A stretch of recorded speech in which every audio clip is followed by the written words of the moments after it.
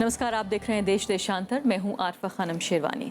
भारत को युद्ध के लिए तैयार रहना होगा। सेना प्रमुख दलबीर सिंह सुहाग ने कहा है कि भारत को छोटी जंगों के लिए अपनी तैयारी कर लेनी चाहिए। भारत और पाकिस्तान के बीच 1965 में हुई जंग के 50 साल पूरे होने के मौके पर तीनों सेनाओं के सेमिनार को संबोधित करते हुए उन्होंने ये बात कही है।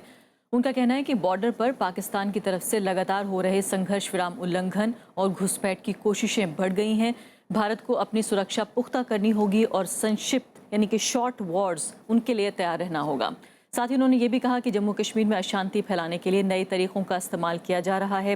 दोनों देशों के प्रतिनिधियों के बीच जल्द ही आपको मालूम होगा सीमा से जुड़े मुद्दों पर बातचीत होनी है। उससे पहले सेना प्रमुख के इस बयान के क्या मायने हैं और क्या वाकई भारत इस पूरे बयान के मद्देनजर ये भी देखा जाए कि भारत की जो मौजूदा रणनीति है युद्ध को लेकर, युद्ध की शुरुआत को लेकर, क्या उसमें तब्दीली के संकेत मिल रहे हैं। फिलहाल मेरे साथ कई मेहमान मौजूद हैं। Lieutenant general retired Utpal Bhattacharya मौजूद हैं जो कि जाने माने डिफेंस एक्सपर्ट भी हैं। इसके अलावा दूसरे खास मेहमान प्रोफेसर SD मुनी हैं जो कि कई देशों में राजदूत भी रह चुके हैं। तीसरे मेहमान मेरे साथ राजेंद्र अग्रवाल हैं, मेंबर ऑफ पार्लियामेंट हैं लोकसभा से BJP के, और साथ ही विनोद कुमार शर्मा हैं, पॉलिटिकल एडिटर हैं हिंदुस्तान टाइम्स अखबार के। सभी मेहमानों का स्वागत है। विनोद जी, सबसे पहले आप बताइए कि आप इस बयान को कैसे देखते हैं। क्या कई लोग ये कह रहे हैं कि हाथी के दांत दिखाने वाले हैं? देखिए, बात यह है कि जो कोई सेनापति होता है और वो वक्तन बवक्तन ये ऐसे बयान देता रहता है, दोनों तरफ से ऐसे बयान आते रहते हैं। और जो जनरल सहवाग ने कहा है, उन्होंने कहा है कि India is prepared to face a military offensive on the border. It is fully gear to face it. और वक्त ऐसा आ गया है कि जहाँ पर हमको तैयार रहना चाहिए शॉर्ट एंड स्विफ्ट लड़ाइयों के लिए। ये आपने जैसा बताया कि एक सेमिनार में 1965 की एनिवर्सरी मार्क करते के दौरान उन्होंने ये बोला। इसमें हैरानी की बात यह है कि अभी कल तक तो बातचीत का माहौल था, बातचीत करने की बातचीत हो रही थी, और उसके तुरंत बाद सबसे पहली बयान सरताज अजीज़ साहब की तरफ से आई, जिसने मुझे ज़्यादा हैरान किया, क्योंकि सरताज अजीज़ साहब बहुत पुराने डिप्लोमेट हैं, बहुत ही सीजनड डिप्लोमेट है, और उन्होंने कहा कि भारत एक सुपर पावर की तरह बिहेव कर रहा है। एक तरह से उनका भी बयान सदा हुआ था, लेकिन उसको ये जान लेना चाहिए कि हम एक न्यूक्लियर पावर है, वो भी एक सच्चाई है। तो और सुपर पावर के संदर्भ में उन्होंने कहा कि भारत जो है वो बातचीत की टर्म्स डिक्टेट कर रहा है कि किस टर्म्स में बातचीत और कैसे बातचीत हो। नहीं तो खबर तो ये भी आई थी कि कश्मीर बातचीत से हटाने को तैयार भी हो गया था पाकिस्तान। नहीं, कश्मीर बातचीत को हटाने से तैयारी की बात नहीं थी। देखिए, बात यह है कि जहां तक उफा का मामला था वहां पर तो NSA ने टेररिज्म पे ही बात करनी थी, लेकिन उसके साथ साथ जो उसका प्रियम्बल था उफा स्टेटमेंट का, उसमें ये लिखा था कि सब मुद्दों पे बातचीत पे रिजॉल्व करेंगे। और पाकिस्तान की तरफ से, जो कि अब्दुल बासित साहब ने अभी क्लैरिफाई किया है, उन्होंने ये कहा था, उन्होंने कहा कि भी फॉरेन सेक्रेटरी लेवल की बातचीत भी हो जाए ताकि हम वो जो दूसरे मैकेनिक्स हैं उनको भी एक्टिवेट कर दें, जो कि रिज्यूम्ड डायलॉग जिसको हम बोल रहे हैं उसके लिए। चलिए इस बयान तो उस पर बात टूट गई, वो तो अलग सी बात है। लेकिन मैं ये कह रहा हूं कि देखिए, एक तो अगर हमने लड़ना है तो उसको अनाउंसमेंट करने की जरूरत नहीं है, क्योंकि वॉर जो है उसका एलिमेंट एक सरप्राइज भी होता है। और अगर भारत लड़ाई की बात कर रहा है तो ये पहली लड़ाई होगी जो हम शुरू करेंगे, क्योंकि एयर मार्शल असगर खान ने अपनी किताब में लिखा है कि पिछली जितनी लड़ाइयां हैं वो पाकिस्तान ने हम पे फोर्स किए हैं। हमने अभी तक कोई लड़ाई पाकिस्तान पे फोर्स नहीं की। लेकिन आज के दिन मैं माजरत चाहता हूँ, कुछ लोग कहेंगे कि ये राष्ट्र विरोधी बयान है, लेकिन जिस तरह के बयान हमारी तरफ से आ रहे हैं वो भारत की गरिमा को शोभा नहीं देते। पाकिस्तान जो मर्जी बोलता रहे, हम उससे कुछ लेना देना नहीं है। तो यानी क्या इस बयान का जवाब है जो पाकिस्तान से आ रहा है? ये भी मैं जानने की कोशिश करूंगी। और जिस तरफ आप इशारा कर रहे हैं और जो मैं भी पूछना चाहती थी कि क्या ये भारत की जो रणनीति है, जो स्टेटेड पोजीशन है वॉर्स को लेकर, जंग को लेकर, क्या उसमें एक ये शिफ्ट, उसमें एक तब्दीली नजर आ रही है? जनरल भट्टाचार्य, ये बताइए कि आप एक फौजी के तौर पर किस तरह से इसको देखते हैं? जिस तरह से विनोद शर्मा जी कह रहे हैं कि भाई फौजियों की बात है, वो जंग की बात करते हैं, क्या इसको एक रूटीन की तरह देखा जाए या वाकई मामला गंभीर है? वाकई क्या हम युद्ध की तैयारी और युद्ध की तरफ आगे बढ़ रहे हैं? देखिए, आपने युद्ध की तैयारी बोल रहे हैं, जैसे आप लोगों ने बताया ये ट्राई सर्विस सेमिनार हो रहा है 50 साल के, ये परसों था उधर हमारा मानेकशॉ एन्क्लेव में। उसमें फौज का सेनापति चीफ जब एड्रेस करते हैं वो अपना आमतौर पे वो अपना ऑफिसर्स अपना मैन को लिए ये आवाज़ होते हैं। तो उसके लिए हमारा ऑपरेशनल प्रिपेयर्डनेस हर वक्त पूरा होना चाहिए, यही सबसे अहम बात है। लेकिन एक दो बात हम इसमें बताने मांगता, आपके पास न्यूक्लियर पावर है, हमारा पास न्यूक्लियर पावर है, वो बैटलफील्ड न्यूक्लियर वॉरफेयर, वो हमारे पास नासर है, हम थोड़ा सा आर्मेड वॉरफेयर आर्मर्ड पियर्सिंग होंगे तो हम वही इस्तेमाल करेंगे। ये दोनों आपको डर दिखाते रहेंगे और वो 1000 कट्स देते रहेंगे दूसरा तरफ से, तो इसके लिए कुछ संदेश भी थोड़ा सा ऐसा होना चाहिए। तो यानी इसको हम बयान के बदले बयान कहें, इससे ज़्यादा ना देखें। बयान के बदले बयान भी। अब देखिए, हम भी ये बताना नहीं मांगता हम, लेकिन ऐसा वाला हम पाकिस्तान का न्यूज़पेपर भी रोज़ इंटरनेट में देखते हैं। आज का डेली मेल्स देखिए, आज का डॉन देखिए, उसका भी पहले पेज में फोटोग्राफ आया है। जैसे अब्दुल बसीत साहब ने इधर भी कंप्लेन किया, सिर्फ जुलाई और अगस्त में हम लोग 70 दफ़े, वो लोग बोल रहा है, दैट इज़ देयर एलिगेशन, जो 70 दफ़े आपने LOC and the working boundary, वो तो वर्किंग बाउंड्री बोलते हैं, ये आपने उल्लंघन किया है। और उसका फ़ोटो भी दिया हुआ है।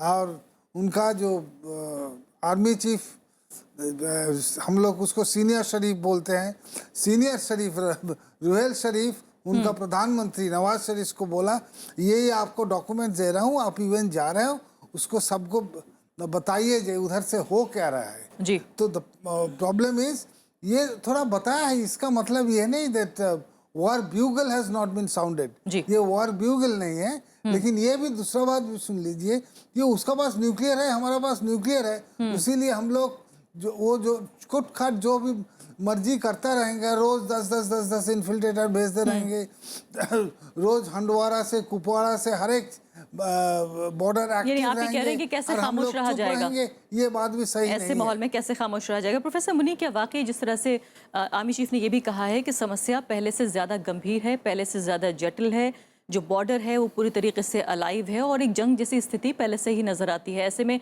छोटी जंगों के लिए हमें तैयार रहना होगा, क्योंकि ऐसे में ज़्यादा वक्त नहीं मिलता अगर जंग हम पे थोप दी जाए। तो क्या इससे ये भी पता चलता है कि पहले हम जंग की शुरुआत नहीं करेंगे? नहीं, देखिए, ये जो सिलसिला है कि पाकिस्तान को गार्ड पे रहने का, ये 1999 से शुरू हुआ। आपको याद होगा, कारगिल के बाद में जॉर्ज फर्नांडिस डिफेंस मिनिस्टर थे और उन्होंने कहा कि ये जो कारगिल हुआ है, इस बात का सबूत है कि under nuclear weapons also we can have non nuclear wars और conventional wars. And he said very clearly कि हम लोग तैयार हैं, इस तरह की लड़ाई होगी, हम उसमें करने को तैयार हैं। उसके बाद अगर आपको याद होगा तो एक कोल्ड स्टार्ट की स्ट्रेटजी शुरू हुई थी कि अगर हम समझेंगे कि कहीं पे प्रोवोकेशन हो रहा है तो हम लोग इनिशिएटिव भी ले सकते हैं। तो एक सिलसिला है इस माने में पाकिस्तान को ये गार्ड करने के लिए कि आप हमको सोया हुआ नहीं समझें। ये होने के बावजूद भी मैं ये मानता हूँ, जैसे विनोद ने कहा, कि हमें ये कहने की आवश्यकता नहीं है।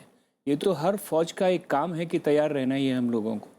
जो फौज तैयार नहीं है वो फौज कैसे हो सकती है? जो मास्टर पढ़ा नहीं सकता वो मास्टर कैसे हो सकता है? इसीलिए इसको हमें कहने की ज़रूरत नहीं है। हमारे कहने से क्या होता है कि पाकिस्तान की एक डीप रूटेड साइकी है पैरिटी की, और उनको लगता है हाँ देखिए बराबरी की बहस हो रही है, लेकिन बयान तो उधर से भी आ रहा है पहले। इसीलिए कह रहा हूँ तो खामोश रहा जाए कि वो बयान बराबर दे रहे हैं और कई बार गलत दे रहे हैं, प्रोवोकेटिव बयान है, इसमें कोई दो राय नहीं है। लेकिन उनका हम बयानबाजी से मुकाबला करें, हमें अच्छा नहीं लगता। दूसरी बात ये भी है कि क्या हम वाकई तैयार हैं? अब मैं आपको ले जाऊं आर पार की लड़ाई वाले मामले में। उस वक़्त जो पराक्रम हुआ था, यही सोच के हुआ था कि, और अटल जी ने ओपन पब्लिकली कहा था कि इस बार आर पार की लड़ाई। निकला क्या उसमें से आगे? देखिए, जो अंतर्राष्ट्रीय परिस्थितियां हैं, वो जो राष्ट्रीय परिस्थितियां हैं, उनको देखने में हर देश का हित ये है कि लड़ाई को टाला जाए। अगर लड़ाई को टाला जाए तो हमें बिल्कुल मजबूत होना चाहिए और हमें ये सब कहने की ज़रूरत नहीं है।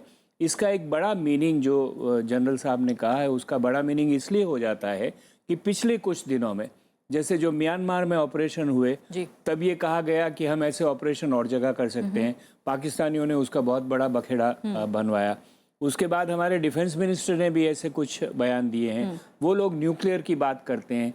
जो डरा हुआ है उनको बात करने दीजिए, हमें ये बात करने की ज़रूरत नहीं है, लेकिन तैयार हमें रहना जाए। और ये भी सही है कि कभी भी स्थिति बन सकती है, हाथ से निकल सकती है। और यानी ऐसी स्थिति बन सकती है कि नहीं, युद्ध अगर जैसे ये हालात पैदा हो। टेररिज्म का सिलसिला ऐसे ही शुरू करेंगे तो उसकी कहीं ना कहीं, तो जैसे अब देख रहे हैं हम लोग लाइन ऑफ कंट्रोल के अक्रॉस जो फायरिंग हो रही है उसकी इंटेंसिटी पिछली सब फायरिंग से बहुत ज्यादा है जी। इसमें कोई दो राय जी हाँ, राजेंद्र अग्रवाल जी, ये तो उम्मीद की जा सकती है कि सेना प्रमुख कोई बात कह रहे हैं तो पॉलिटिकल स्टैब्लिशमेंट का जो कॉन्फिडेंस है वो उन्हें हासिल होगा, उसके बाद ही ये बात कह रहे हैं। लेकिन क्या वाकई इसको इस तरह से देखा जाए कि एक सरकार है जो अपनी जनता के लिए अकाउंटेबल है, जिम्मेदार है, और दूसरी तरफ से सीमा पार से अगर बयान आ रहे हैं जो प्रोवोकेटिव हैं, उनका जवाब देने के लिए उसी तरह के जवाब देने की ज़रूरत है, या वाकई इसको और ज़्यादा गंभीरता से लिया जाए? नहीं, देखिए, जंग तो कभी भी फर्स्ट ऑप्शन हो ही नहीं सकता। जंग तो लास्ट ऑप्शन है।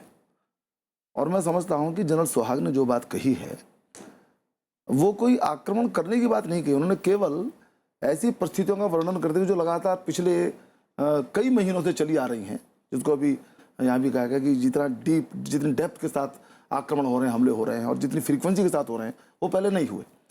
तो उसके अंदर हमारी जो तैयारी है, ये हो सकता है जो जनरल सुहाग ने कहा है कि ऐसा हो सकता है कि छोटी छोटी वार्स के अंदर को इन्वॉल्व होना पड़े और अपनी प्रिपेयर्डनेस रहे। और क्योंकि मौका 65 की वार को याद करने का था, तो इस प्रकार की टिप्पणी आर्मी चीफ की तरफ से आना, मैं समझता हूँ कि बहुत अनुचित नहीं है ये, और ये कोई बड़ा प्रोवोकेटिव स्टेटमेंट भी नहीं और गरिमा के खिलाफ तो नहीं है, जिस तरह से मैं विनोद इसे जी कह नहीं रहे हैं। मानता, गरिमा के खिलाफ मैं नहीं मानता। हाँ, पॉलिटिकल लीडरशिप को बहुत जो कहा जाता है वो ज़्यादा प्रभावशाली, मतलब वो ज़्यादा असर करती है इन मामलों में, राजनीतिक संबंधों के मामले में। एज आर्मी चीफ उन्होंने आर्मी की प्रिपेयर्डनेस के विषय में एक बात कही है, और मैं समझता हूँ उसको कहा जाना जरूरी है, क्योंकि जिस प्रकार की चीज़ें हो रही हैं, निरंतर हो रही हैं, और ये हम ये देख रहे हैं कि लगातार पाकिस्तान की करनी और कथनी में बड़ा भारी अंतर प्रारंभ से रहता है। वो हमेशा बात शांति की करते रहेंगे, लेकिन अंदर से कुछ न कुछ इस प्रकार की डिस्टर्बेंस भी करते रहेंगे। तो इसके विषय में हमको भी रणनीतिक दृष्टि से, कूटनीति के स्तर पर कोई एक इसको काउंटर तो करना पड़ेगा। नहीं, क्या ये जनता का मोराल ठीक रखने की एक कोशिश है कि वे बयान आ रहे हैं, कहीं ये ना समझे भारतीय जनता कि हमारा देश कमजोर हो गया है, सरकार हमें ठीक से डिफेंड नहीं कर पा रही है, या ये आर्मी के लिए मैसेज ज्यादा है? नहीं, दोनों के लिए मैसेज है ये। और देखा जाए तो ये क्रॉस द बॉर्डर भी एक मैसेज है, ऐसी कोई बात नहीं, उसका भी अर्थ निकलता है। पाकिस्तान को जवाब है ये। लेकिन मैंने जो प्रारंभ में बात कही, और मैं समझता हूँ कि वो बात सब लोग स्वीकार करते हैं कि युद्ध ये लास्ट ऑप्शन है। इसलिए इसके अलावा भी कुछ अंतर्राष्ट्रीय स्तर के ऊपर भी कुछ कूटनीतिक प्रयास होते रहने चाहिए। मैं समझता हूँ सरकार कर रही है उनको, क्योंकि आज कोई पाकिस्तान या हिंदुस्तान के बीच में कोई टेंशन होता है, या किन्हीं दो देशों के बीच में कोई युद्ध या युद्ध जैसी चीज होती है, तो आइसोलेटेड घटना नहीं होती। वो एक प्रकार की ग्लोबल फिनोमेना भी उसका वो होता है, उसके असर भी उस प्रकार के होते हैं। और खासतौर से भारत जैसा बड़ा देश और पाकिस्तान इन्वॉल्व हो तो कोई छोटी घटना नहीं होगी। होगी। न्यूक्लियर ताकतें। एग्जैक्टली। लेकिन क्या इसको ये अनुचित होगा अगर इसे हम घरेलू राजनीति से भी जोड़कर देखें, घरेलू चुनाव से भी जोड़कर देखें, राष्ट्रवादी भावनाएं, जंग की बात? बिल्कुल नहीं जोड़ना चाहिए।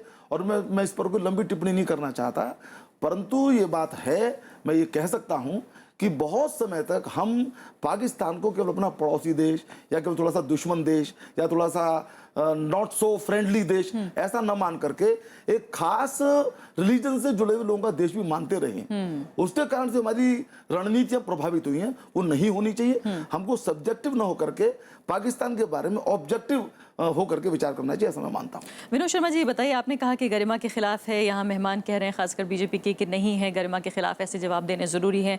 अभी फिलहाल ये बताइए, इससे पहले कि हम भारत की रणनीति समझें और उस सीरियसनेस को, उस गंभीरता को समझें जिसका जिक्र सेना प्रमुख कर रहे हैं, पाकिस्तान की रणनीति में क्या फर्क आया है, क्यों फर्क आया है, क्यों ये घटनाएं बढ़ी हैं, वहां का पॉलिटिकल एस्टेब्लिशमेंट अब क्या चाहता है? देखिए, वहाँ का पॉलिटिकल एस्टेब्लिशमेंट क्या जाता है जानना तो बहुत मुश्किल है, क्योंकि वहाँ पर मल्टीपल पावर सेंटर्स हैं। ये सच है, ये सच्चाई है। वहाँ पर एक डेमोक्रेटिकली इलेक्टेड गवर्नमेंट है, वहाँ पर एक सिविल मिलिट्री इस्टेब्लिशमेंट है जो कि परमानेंट है, और वहाँ पर कुछ ऐसे इदारे हैं जो एक्स्ट्रा कॉन्स्टिट्यूशनल हैं और वो अपना प्रभाव छोड़ते हैं उनकी पॉलिसीज़ पे। बदकिस्मती ये है कि इस तरफ भी कुछ मंजर ऐसा ही है, कुछ समय ऐसा ही है कि सब चीज़ें सरकार ही नहीं डिसाइड करती, वो भी इन्फ्लुएंस हो जाती है, उसकी भी प्रोक्लिविटीज़ हैं कि वो इन्फ्लुएंस हो जाए। तो पाकिस्तान क्या चाहता है? पाकिस्तान चाहता है कि वो उसका जो वजूद है वो भारत का डर दिखा के, कुछ इदारे ऐसा चाहते हैं, वो बना रहे, वो एक एज ए नेशन स्टेट कोलेस्ट रहे, इकट्ठी रहे।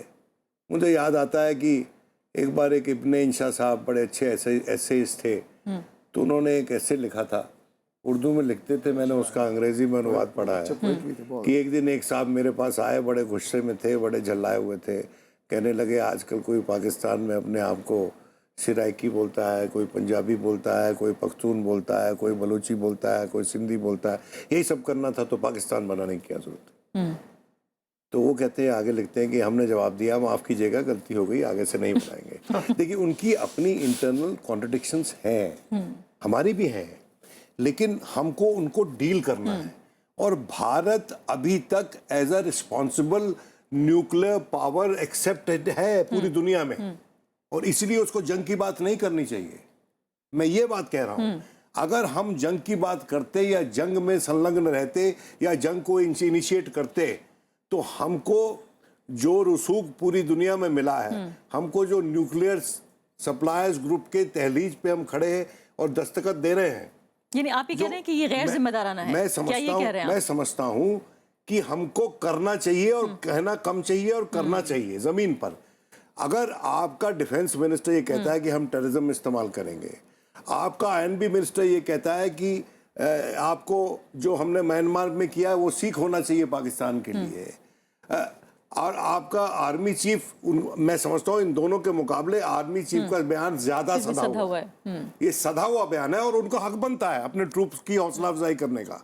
लेकिन जब पॉलिटिकल लीडरशिप से ऐसी बात आती है तो मैं समझता हूँ, और अटल जी की जो आर या पार की लड़ाई, उसमें क्या हुआ, ऑपरेशन पराक्रम उस दौरान लॉन्च हुआ और हजारों ट्रूप बिछा दिए गए बॉर्डर्स पे, और स्टेट असेंबलीज में इलेक्शन भी थे उस टाइम, और मैं कहा करता था उस टाइम भी कि are the Indian troops being used as part of election campaign?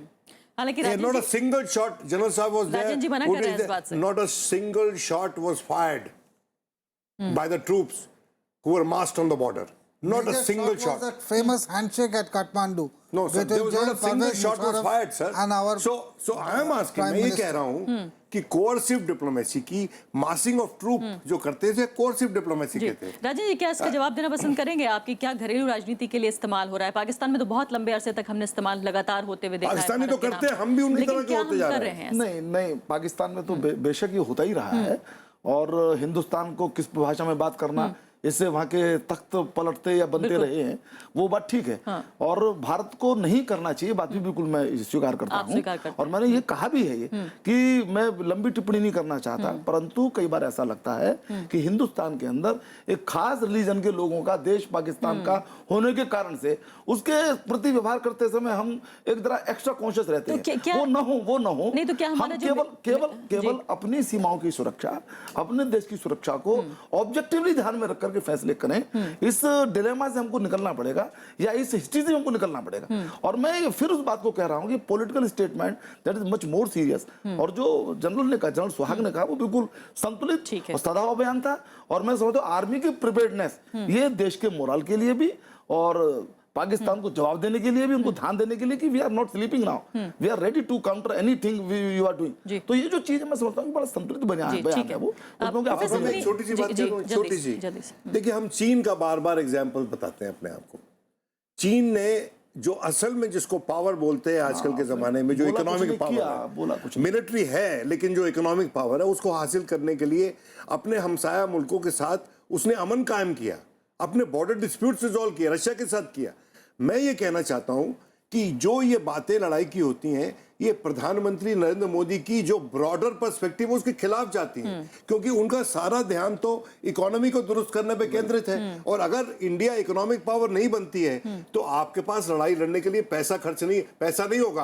आपके पास आज के दिन करीबन 3-4 महीने का इंपोर्ट के लिए पैसा, आपके पास जो डॉलर रखे वो है, 15 दिन की लड़ाई हो जाएगी, उसमें आधे कम हो जाएंगे और आधे बच जाएंगे। सबका नुकसान है, और जाहिर है मासूम लोगों की जाने जाती है। प्रोफेसर मुनी, अब बातचीत का क्या होगा? जिस बातचीत के लिए हम लगातार बातचीत कर रहे हैं इतने दिनों से, उफा के बाद जो एक पूरा रोड मैप बना था, एनएसए जो स्तर की बातचीत होनी थी उसका हाल हमने देखा है। अब बॉर्डर पे भी बातचीत होनी थी, जो बॉर्डर पे मसले हमारे पनप रहे हैं दोनों तरफ।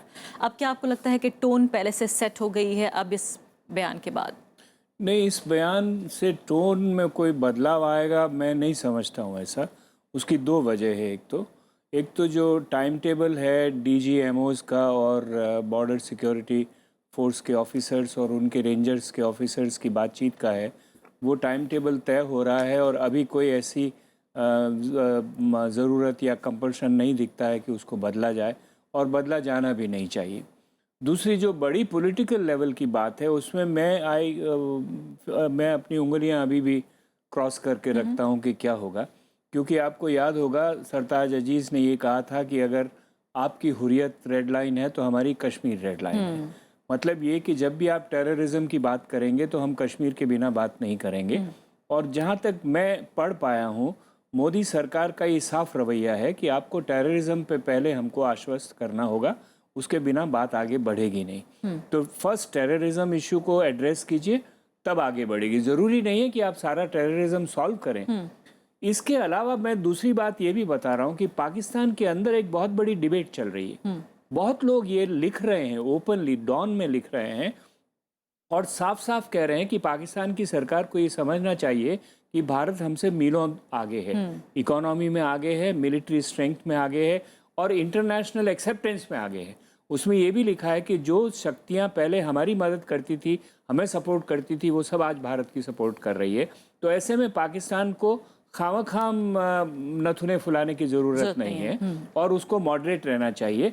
तो अगर इन दोनों तरफ की बात को हम देखें तो मैं समझता हूँ बातचीत होनी चाहिए, चलेगी आगे। कहाँ तक वो सार्थक होगी देखना है। लेकिन क्या आप इसमें फ़र्क करते हैं कि जो मिलिट्री स्टैब्लिशमेंट है, मिलिट्री की तरफ से जो आवाज़ें आ रही हैं भारतीय सेना की तरफ से, जो पॉलिटिकल स्टैब्लिशमेंट कहता है, क्या इनके बीच नहीं एक देखिए, तारतम्य है? मैं नहीं मानता कि भारत में कोई ऐसी खाड़ी है। और पॉलिटिकल एस्टैब्लिशमेंट की जो राय है, फौज के खास तौर से जनरल सहवाग के स्तर पर कोई ऐसी बात नहीं होगी जो राजनीतिक दृष्टिकोण से या राजनीतिक परिवेश से अलग जाएगी, फर्क जाएगी। क्योंकि राजेंद्र अग्रवाल जी बार बार ये बात कह रहे हैं कि भाई आर्मी का काम है कहना, लेकिन पॉलिटिकल एस्टैब्लिशमेंट अगर कहता है आर्मी का तो ये काम ये कहना है। देखिए प्रिपेयर्डनेस के बारे में देखिए जनरल अगर आप पर्सपेक्टिव में देखें, अगर जो पिछले 2 हफ्ता में हुआ है वो नहीं होता तो जनरल साहब की सेमिनार में, ये तकरीर में कोई प्रॉब्लम नहीं थी, क्योंकि कॉन्टेक्स्ट बना हुआ है कि इंडिया पाकिस्तान का इस वक्त, इसीलिए ये मसला उठा है। अगर नहीं उठता तो 65 को याद करते समय अगर जनरल ये नहीं कहेंगे कि हमारी फौज तैयार है तो क्या कहेंगे? इसलिए ये टोटलिटी की हम बात कर रहे हैं। इसी कॉन्टेक्स्ट में एक पॉलिटिकल इशू बन गया है, वरना ये इशू नहीं बनेगा। क्योंकि अब पाकिस्तानी इसको उछालेंगे, कहेंगे आपका फौजी जनरल ये कह रहा है, आपकी आर्मी चीफ ये कह रही है। वो ये फर्क नहीं निकालेंगे कि उनकी आर्मी चीफ ऐसे सब काम करती है आर्मी की सियासी साख बनाने के लिए, जबकि हमारी आर्मी को कोई सियासी साख की जरूरत नहीं है। जी जनरल भट्टाचार्य, ये बताइए, फिलहाल की बार बार बात तो ये हो रही है हम तैयार हैं, लेकिन सवाल ये भी उठ रहा है कि कितने तैयार हैं हम? जो हम पिछली जंगें हमने पाकिस्तान के साथ लड़ी हैं, या पिछली बार जो भी हम फील्ड में दिखा पाए हैं, उससे अब हम कितना बदल गए हैं, कितने मजबूत हो गए? देखिए, उसका पहले ये बताता हूँ, हर एक दफ़े थोड़ा सा सरप्राइज एलिमेंट था पाकिस्तान साइड से। उसीलिए ही चीफ को, जैसे विनोद दुआ जी ने भी बताया, बाकी वक्तावर ने भी बताया, तो हमको आर्मी चीफ ने सिर्फ हमारा फौज का प्रिपेयर्डनेस का बारे में बात किया हुआ है। एक बात है, कहावत है, हमारा मुल्क का एक आर्मी है, पाकिस्तान का आर्मी है और उसको एक मुल्क मिला हुआ है, तो दोनों में बहुत फ़र्क है। उसका राहिल शरीफ जो बोलेगा वो नवाज शरीफ बोलेगा, ये बिल्कुल सीधा होना चाहिए, इसमें कोई फ़र्क नहीं है। उसमें उधर जोक है, द प्राइम मिनिस्टर अपना शपथ लेने का पहले उसका काबिल कार्ड उधर खड़ा होता है, अंदर जाता है, can I take the oath sir, army chief हाँ बोलता है, तब जाकर ओथ लेते हैं। ये कहावत है उधर। और एक जगह भी रुकता है, लेकिन ऐसा बिल्कुल भी नहीं है।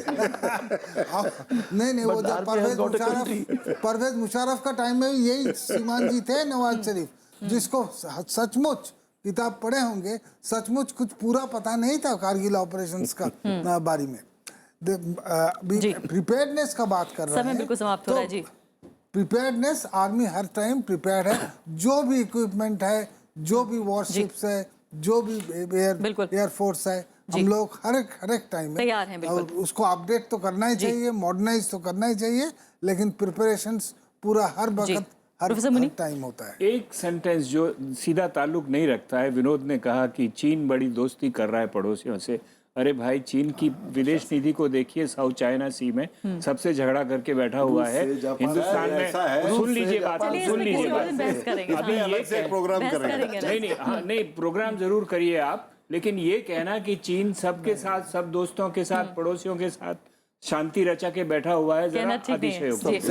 China has acquired a status and then it is becoming hegemonist. वो अपने आप को आने वाले वक्तों की सुपर पावर मान के देखता है। उसको अमेरिका को चैलेंज करना है साउथ पैसिफिक में। आखिरी बात क्या वाकई जो भारत की अभी तक माफ कीजिएगा अभी तक की जो स्टेटेड पोजीशन है कि हम पहले जंग की शुरुआत नहीं करेंगे, क्या ये मौजूदा एनडीए सरकार उस पर कायम है? बिल्कुल बिल्कुल बिल्कुल। भारत जिम्मेदार देश के नाते भी और अपने ट्रेडिशन के नाते भी कभी भी जंग की शुरुआत नहीं करेगा। लेकिन अगर थोपी जाएगी तो जवाब दिया जाएगा। डॉक्ट्रिन है, जंग की शुरुआत नहीं करेगा। कोई थोपेगा तो मुकाबला करना ही है। चलिए, बहुत बहुत शुक्रिया सभी मेहमानों का। तो फिलहाल जिस तरह से इस बयान को देखा जा रहा है, महत्वपूर्ण तो है ही अपने आप में, जब खासकर सीमा पार से इस तरह के बयान आ रहे हों जो खून में उबाल ला रहे हों। जाहिर है सेना को तैयार तो रहना होगा, लेकिन आगे देखना होगा किस तरह से जब बॉर्डर पे जो बातचीत होनी है, बॉर्डर के मुद्दों पर, उस पर कितना असर पड़ता है इस पूरे बयान का। इसी के साथ अभी के लिए इतना ही। नमस्कार।